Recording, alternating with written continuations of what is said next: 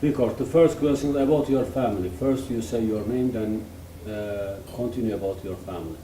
Amy Hossein. My mother and father were born in the United States.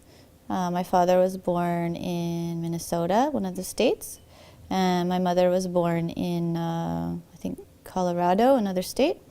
And they met in California, the city that I'm in right now. My dad had just finished his military service in the Army during the war. And my mom was here in California to go to college. And her brother introduced them together, and they got married soon after that. Their first child out of, there's 3 sisters altogether. And my mom went to school during the time that I was growing up, and she graduated with her master's degree in the study of aging, the study of old people and how to take care of them. My dad has a bachelor's degree in fine arts. And so my whole life growing up was about art all the time, drawing. And he would not give us coloring books. He would make us, give us plain paper and just draw with crayons and pencils. And he would sit with us on his lap, and we would draw and do calligraphy and all kinds of things like that. Both my parents were raised Christian, but both of them pretty much left Christianity not with any anger, but they just didn't find value in it. So as I was growing up, we didn't practice Christianity. We celebrated Christian holidays, Christmas and Easter and those things, but God was not in my life growing up. My grandparents tried to teach us and tried to help us be Christian. And we participated with friends and everything in people's churches. So I grew up mostly Christian. But I never really felt very Christian. And many people tried to, baptize me or something like that. Finally, my grandparents, they brought me somewhere, and all of the grandkids together, we all took baptism.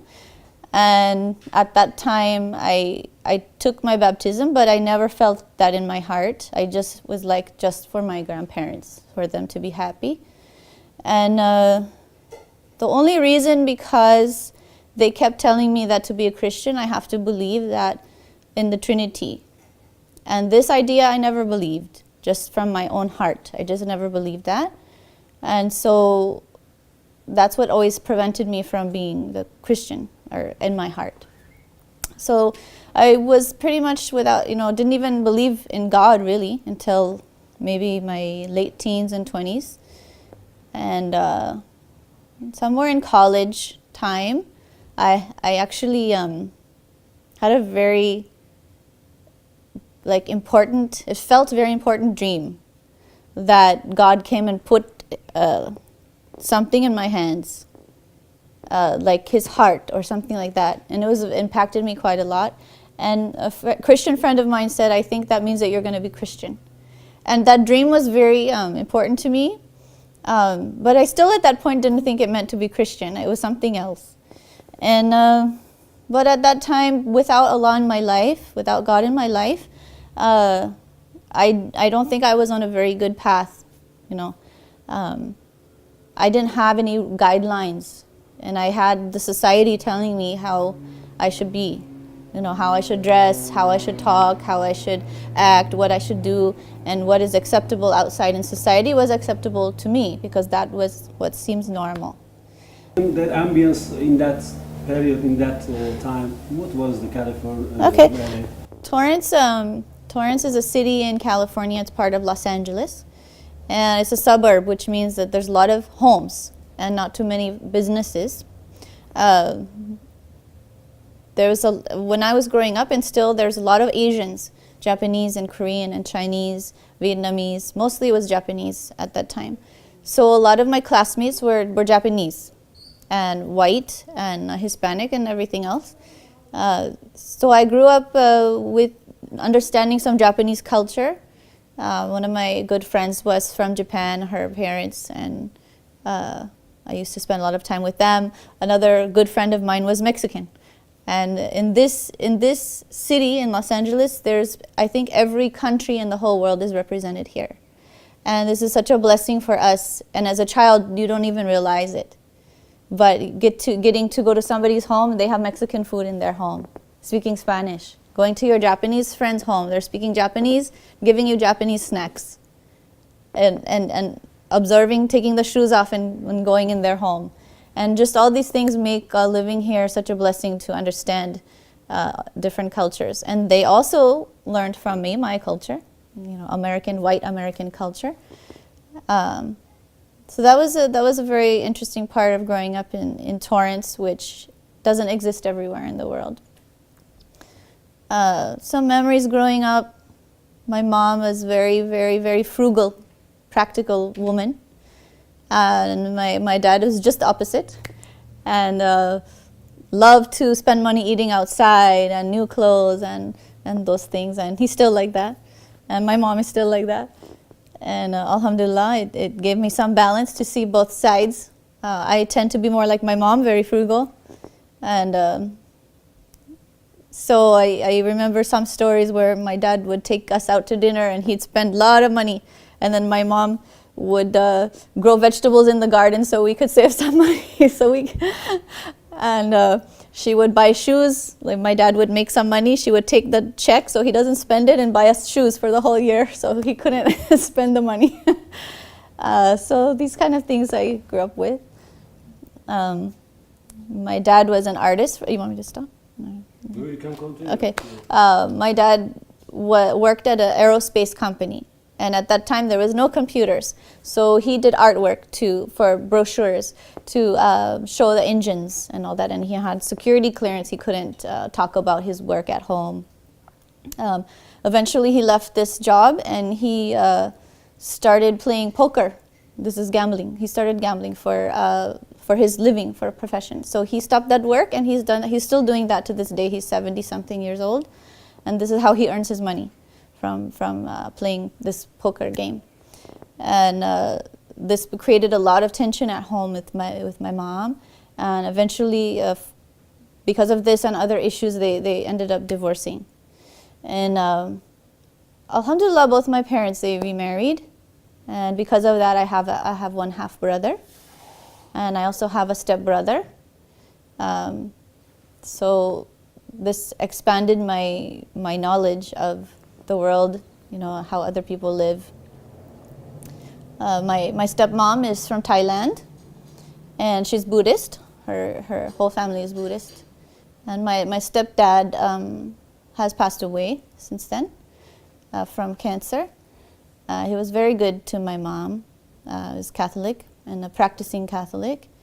And he was the first person in my family that I knew that was very close to me that I understood that he really believes in God. And even though I didn't believe in I didn't understand Catholicism to be the correct way, but I respected his heart in that. He passed away from skin cancer when I was pregnant with my second daughter. So she never met him, but my first daughter met him. And there's a sad story that'll make me cry, so I don't know if I will say it, but of when he passed away. Then my mom got remarried again. So she's, alhamdulillah, just don't know how Allah blesses her. She doesn't have to be alone and all that. So now that she's remarried, she's been with him for a while. Alhamdulillah, he's from Germany.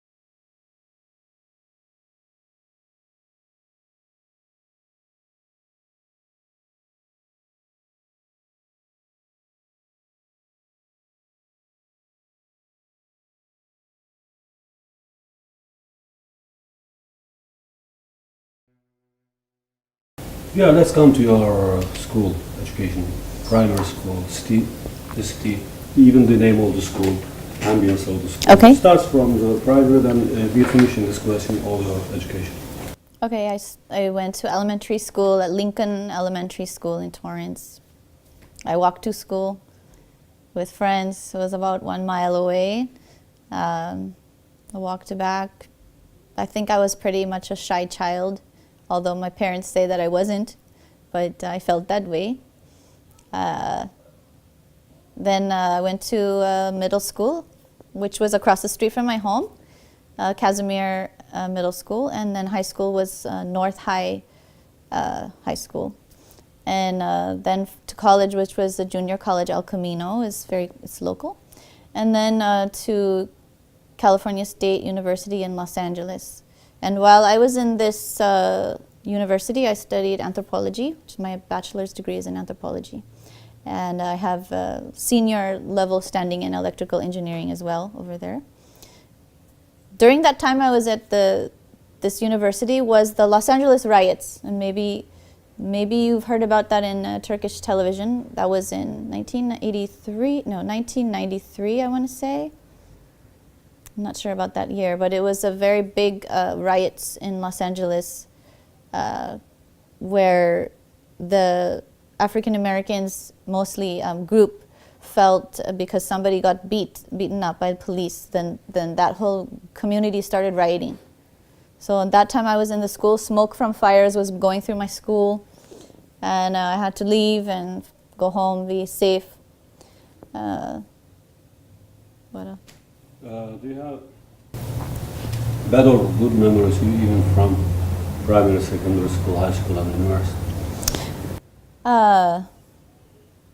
I remember being one bad memory I have from elementary school was just playing, and one boy who was much bigger than me ran up to me and hit me on my head with his metal lunchbox, and I passed out.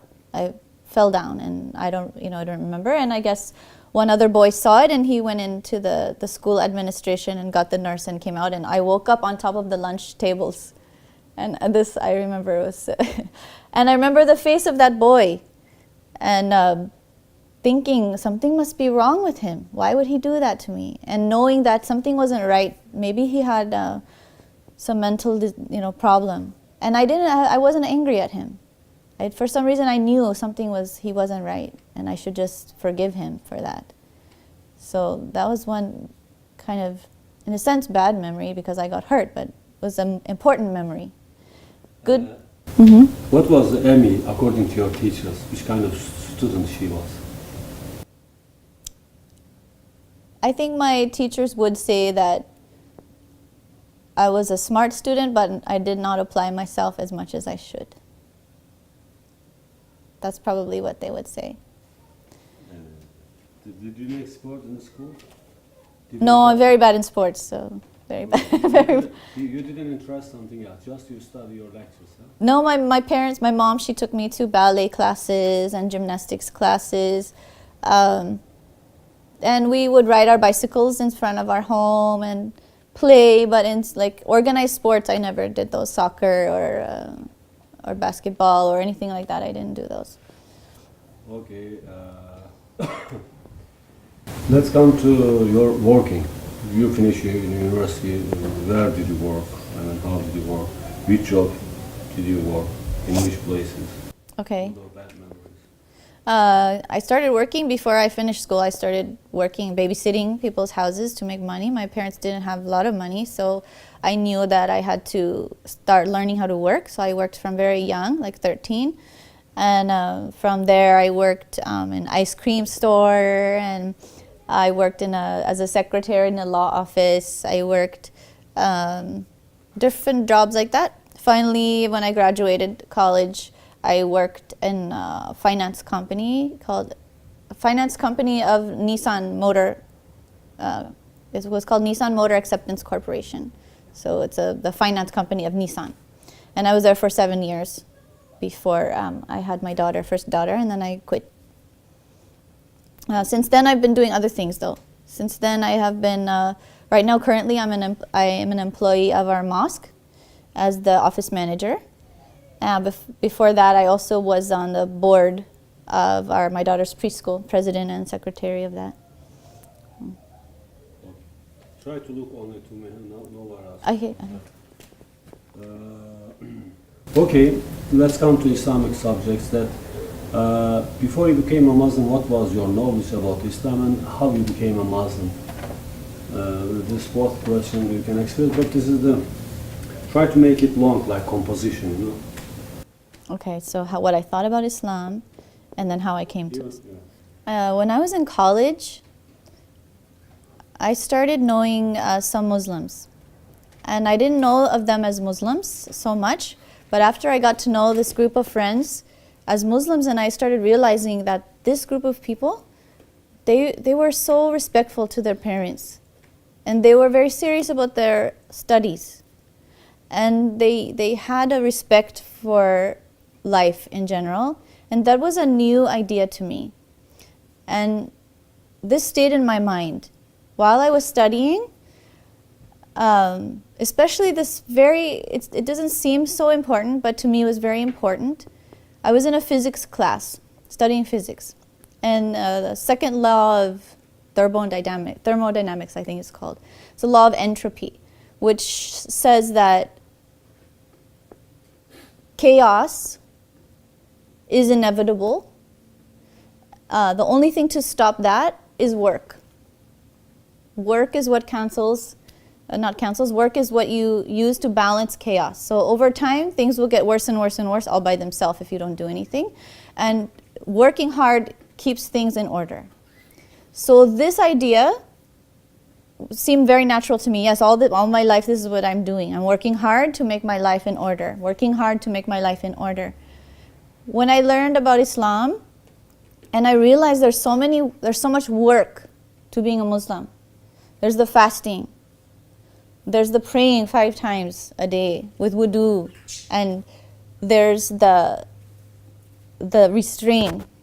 Then there's holding your tongue. There's so many aspects to Islam which take effort. So later on when I learned about Islam and all the work that I need to do, it made sense to me that Allah would require us to do work, would require us to stay in order. That's how we keep everything from getting worse. This made sense to me. When I got married,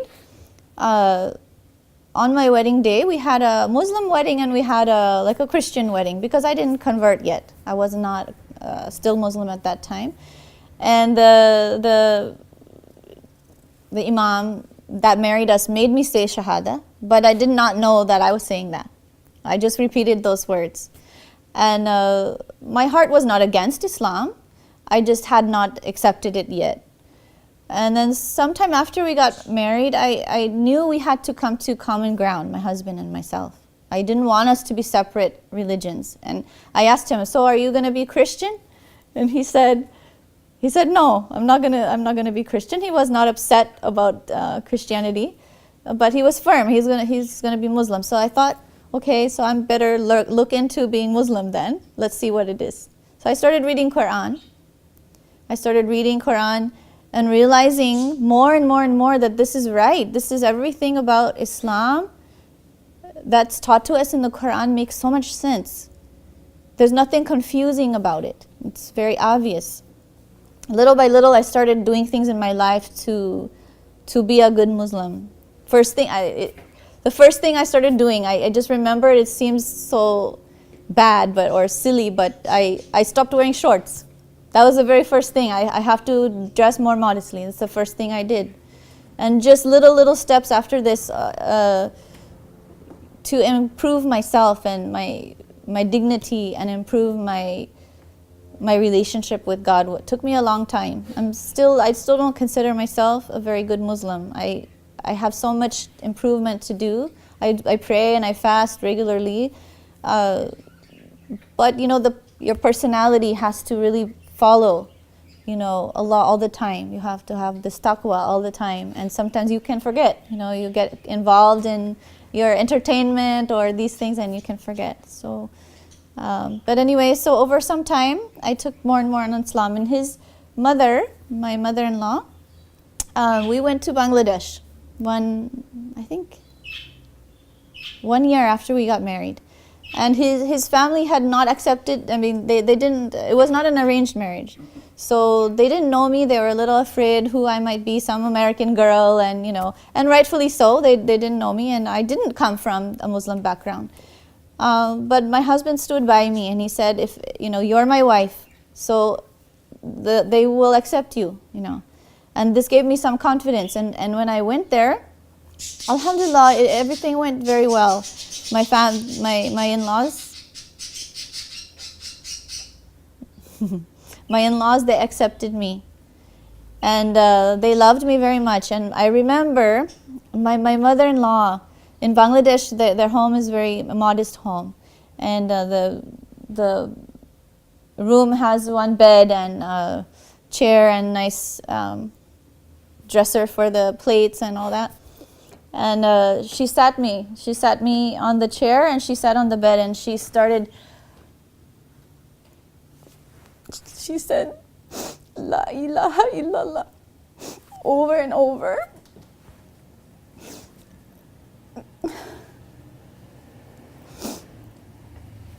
La ilaha illallah, Muhammadur Rasulullah.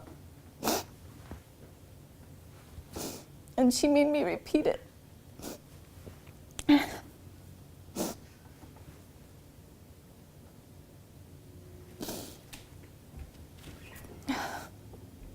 I didn't know what I was saying.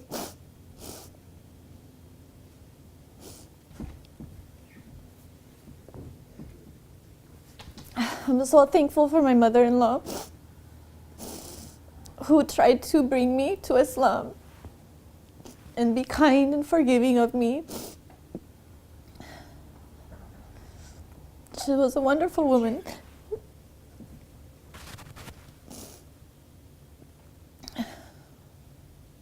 She would try to teach me things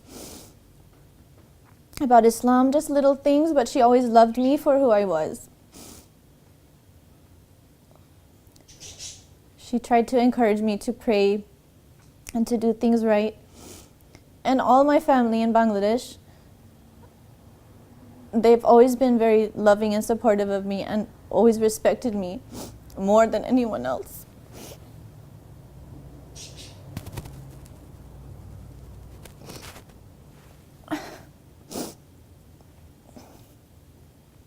My mother-in-law came to visit us maybe 5 years ago. 5 years ago. She came to visit us. She'd never ever been out of Bangladesh before. And I feel selfish that she came to visit us because we never sent her for Hajj. And she always wanted to do that. But she came to visit us, and then I really got to know her very well. Many times I would pass her room in the morning, and she would be sleeping on the floor on her prayer mat. All night she would pray.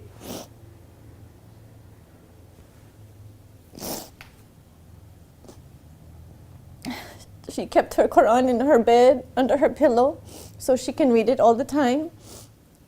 And she was an old lady. She couldn't move very much. So this was her way of doing something in this life for Allah after she couldn't do things anymore.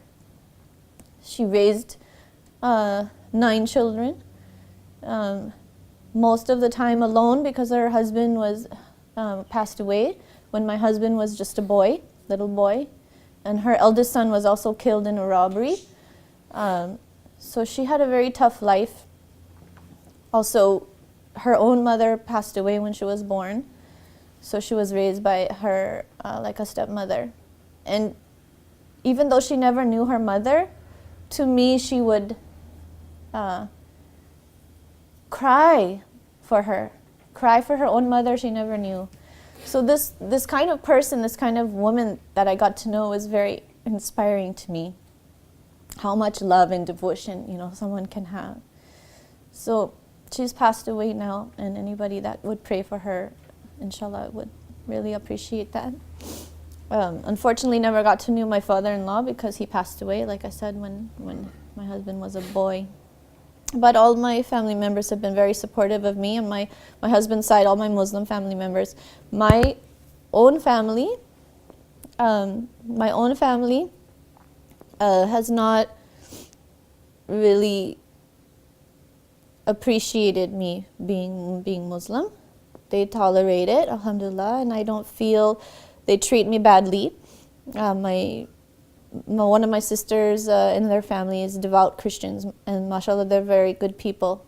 They help a lot of people, a lot of poor people. They try to bring people to God. And then my other sister, she's I think also Christian too. She's becoming closer to God. And I think, all of us Christians and Muslims and Jews, we have to get along and support each other, because we're all trying to help each other. We're all trying to do the right thing and seek Allah's happiness. So we need to work together against something worse. We shouldn't be fighting amongst each other. Any more? The story is finished? I guess so, unless there's something you want me more to cry about. You became a Muslim, what was the reaction of your community? You answered this already. My community, yeah. The reaction, bad or sad. Okay, How the Muslims consider you. I think the Muslims became very happy than you. But maybe from business or from Americans. Okay. When I became a Muslim, my mom was a little concerned. She said, "So are you going to be Muslim?" And I said, "I think so." And she's, "Okay, you be careful. Be careful, because I heard a lot of things, about them." And my father was fine, Anything to make me happy, it was fine. And as far as friends and work, it's a very open place, this area. Los Angeles, there's many religions, and we don't have an issue with different colors and different religions. So for them, it was fine. I didn't experience anything bad. After you became a Muslim, did you change your mind about Muslims and Islam?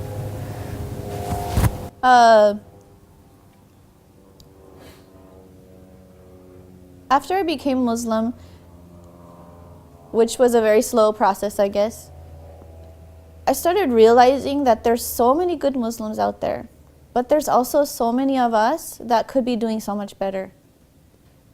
So many of us need to focus on education, and not just education of our sons, but education of our daughters, education of our sisters and mothers, and that education should not stop, because if we're not educated, we cannot maintain a proper society.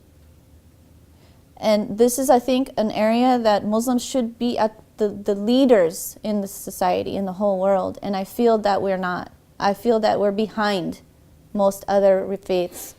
And I pray that all the Muslims see that this is something that we need to really, really focus on. And not just education of, math and history and writing, but education of psychology, of parenting, of finances, of life skills. Because if you don't have a good upbringing, you don't feel satisfied, and you cannot give. You're looking and looking to feel better. You cannot feel better enough to then turn around and give to somebody else. So we need to make ourselves whole. We need to grow up in a family in which we're respected and people listen to us, so that later on we can go out in the world and help others, right? In Islam, everything is beautiful, but which one is the ideas of Islam or practice, I don't know, impressed you more?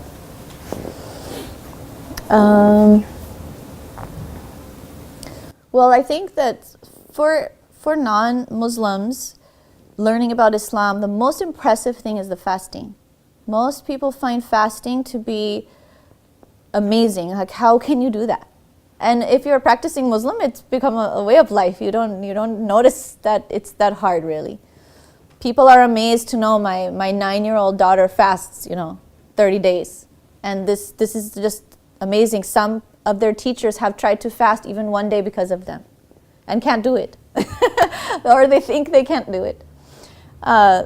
Fasting to me has been such a blessing. I actually fast.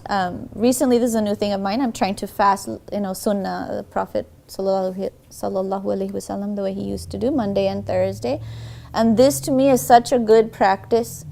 I think even if somebody is not Muslim, just to take on this practice for God's sake, they will really improve their character.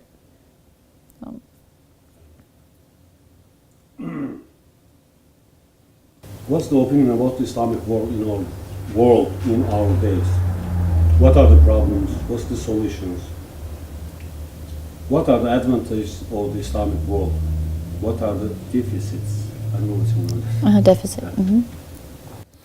Well, the advantages, I think, of the Islamic world is we have access to the Quran.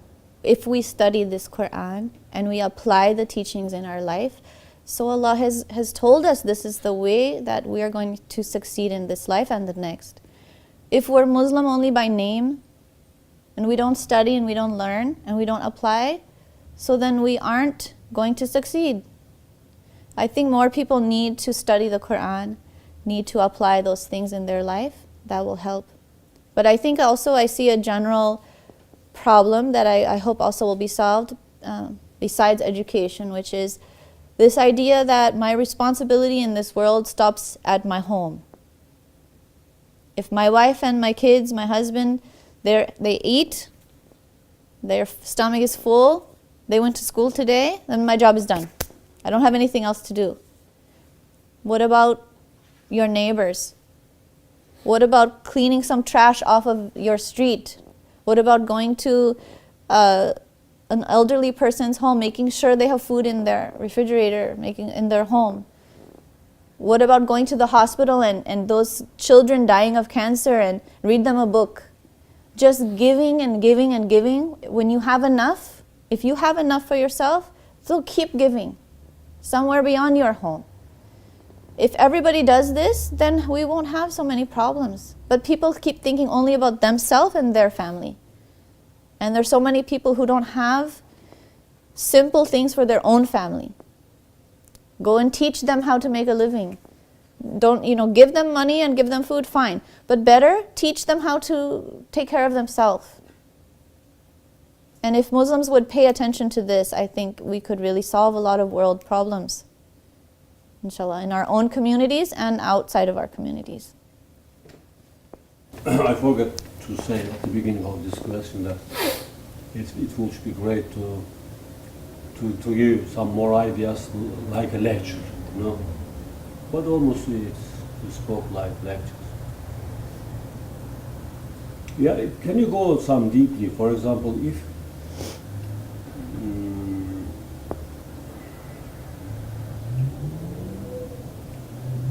we want to spread Islam as Islamic people, of course, at the beginning, as you said, we have to act, we have to pay attention, to do something, not to stay in the home.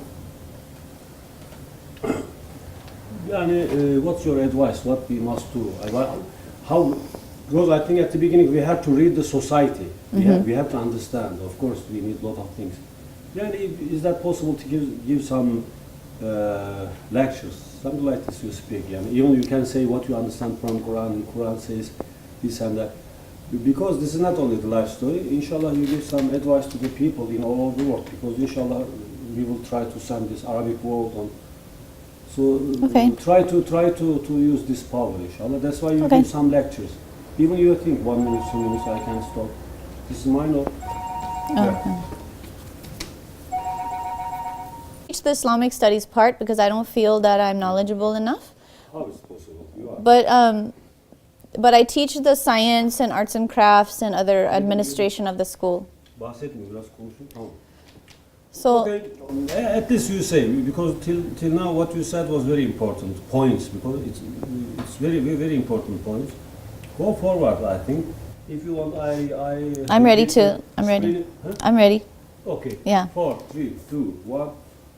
So one of the things that we should remember is that Allah has already determined who on this earth is going to turn to Him. So some of us have been given a life in which we have faced many bad things. Maybe our parents abuse us. Maybe one of our parents is drinking alcohol or taking drugs. And those children will end up very hurt. Their souls are hurt even. Then they cannot function properly as other adults, as other human beings do. They're very, very damaged. And as a person who had a good life with a father and mother who loved us and fed us and supported us, if we then turn to them and look down on them, this is not nice. We were fortunate to have those things and they were not fortunate. So when you're meeting other people, whether they're Muslim or not Muslim, and they don't look like they're nice people, but Allah made them still. And if you want to reach out to them, you want to teach them or you want to show that Allah loves them, then you need to accept them for who they are. So if I meet someone who's dressed in a way that's not nice, or swearing, or has a bad manner, or is doing things that are very bad, I don't have to do those things to be friends with them, but I can understand their hurt inside. They need something else. And if I turn away from them, I have done a bad thing. I need to show them that there's love from me as a Muslim to that person. It's a love in which I see you in your state, how you are, and I know you can do better than this. You can leave these sins one small thing at a time. Even don't leave sin, just make the sin less bad. And I'm here to support you to do that. I'm here to love you as your brother or your sister. So this idea I think we have is people that are Muslims, we get very close to Allah. We become very close to Allah, and then we don't want to be bothered with sinful behavior around us. We don't want to tolerate it. But then shutting out all those people, you are also then not allowing them access to someone who has a better path. So what I'm trying to say is, yes, be as pious as you can be as good of a Muslim as you can be as good of a person as you can be, and let someone who isn't there experience you. So they have something to see in front of them. And that's not saying, hey, don't do this, don't do that, because they're so damaged already. They cannot handle any more pain. So they just have to be loved and then accepted. And inshallah, over time, they will see, I want to be like that person that has love and joy and can love me however I am. Nobody else loved me, but they love me. Right? And I think this is what the Prophet ﷺ used to do. He didn't only preach to those, he didn't only love those who had everything. Right? There were people that did very bad things, but he accepted them into his circle and he taught them. He loved them and he guided them, and that's what we have to learn to do. Is be okay with a little discomfort. Be okay with giving of that tolerance and acceptance of others that are not as good in a good position as we are. Who knows, we could have been born them. We could have been born in their shoes. So we would have wanted somebody to be merciful with us in society and loving of us, and we would have always wanted that, so we should do the same thing. So and this I wonder is still writing on the questions, but this is a question that some people say, so of course this is saying, if the Christians or un-Islamic world knows the real knowledge of Islam, plenty of them will convert to Islam. Another saying that even they know all these informations, they will not turn to Islam. I say something summarized, but can you open this subject? What do you think? I mean, you understand what I'm talking? Yeah. I think there's, as far as people not opening up to Islam, there's a lot of things that happen inside of our minds and our souls in which we cannot accept anything new. Most people, they don't like to change. Change is very uncomfortable. What will people say? I've always done it this way. And in Quran it talks about this, right? That we shouldn't just do what our parents did, our grandparents did, our forefathers did. We have to think for ourselves and make sense. But most people feel too afraid to do that. If you raise your children to just do exactly what you say and not think, they will just do that their whole life. But we have to teach our children to question and get good answers so that they are satisfied. And their whole life, they won't just follow everyone. They will lead by knowing what they're doing. Many people, I think, even if they learn about Islam, they don't accept Islam because of this, because they're afraid to change. And they're afraid, they feel uncomfortable about that big change. Do you think that sometimes I wonder really? I think we cannot reach Islam, all the un-Islamic people. I think a lot of them they don't know, you know.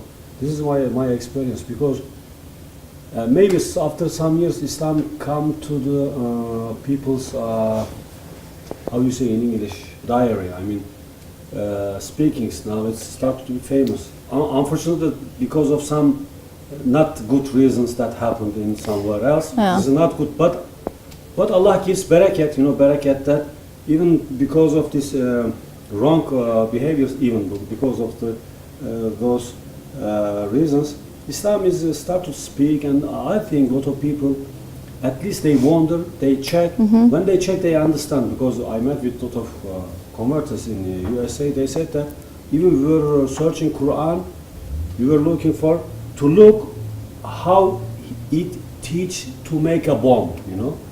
No, you understand what I'm talking? So it's crazy. I disappointed how it's possible. But according to their peoples, because in Europe there's very anti-propagation stereotyping of Islam. So what do you think in this? I mean, as an Islamic world, we reach, we give, and we give the good enough knowledge to those society who are not Muslim. I mean, this really I wonder, because sometimes I believe that in some of the European countries, if we give the real knowledge, I think some of them will convert to Islam because they don't know good enough, I think. As an ex-Christian, how you say, ex or former? Former is good. Mm-hmm. Former Christian. What you can talk about that society? Well, I think in America, Muslims are a very small minority of people. And because of that, we lack organization to spread the news, to spread Islam or the information about Islam to others. And we also struggle with having our voices be heard to all of society and the media. We have groups that do this for us, political groups and activist groups that do this, but because our voice is actually not valued, we're also not asked to do those things. So there is a lot of misinformation, and there's a lot of, news is about bad news. There's hardly any news station that reports good news, right? They make money by reporting bad news. So the worse they can make it, the more money they make, right? And right now it's very popular to make Islam a topic of bad news. So we will have to suffer with this, and as Muslims, we should just be the person or be the people that will show everyone that those comments are false.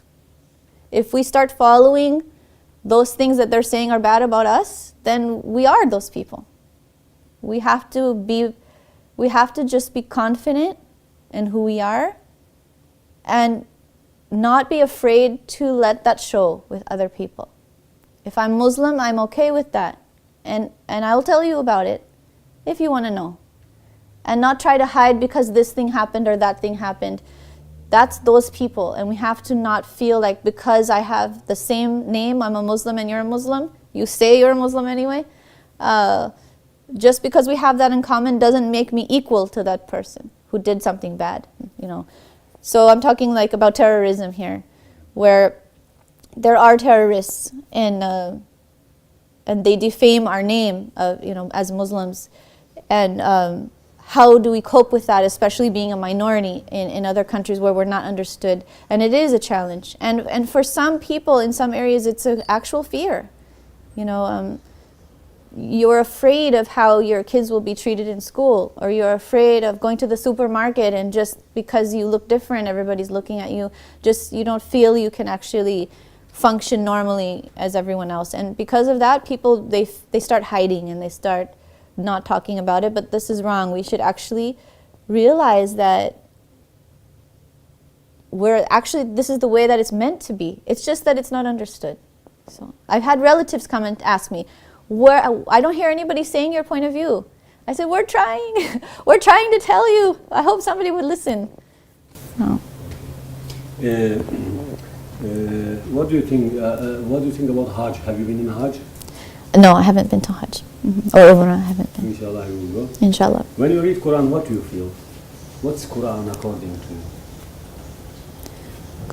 To me, Quran is a searching for Allah's voice.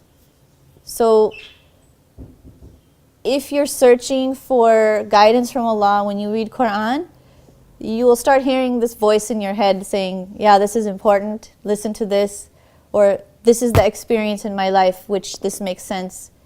And you can open it anywhere and just start this sort of conversation or something like that. Yeah. From English or Arabic? From English, inshallah. My kids are teaching me. My kids are teaching me. They get private tutoring to learn Arabic, the tajweed, And so I'm right now learning how to pronounce alif, bet. Like this, that's it. Yeah. And what do you feel when you are praying? When I'm praying, I'm feeling that I'm completing a very natural process.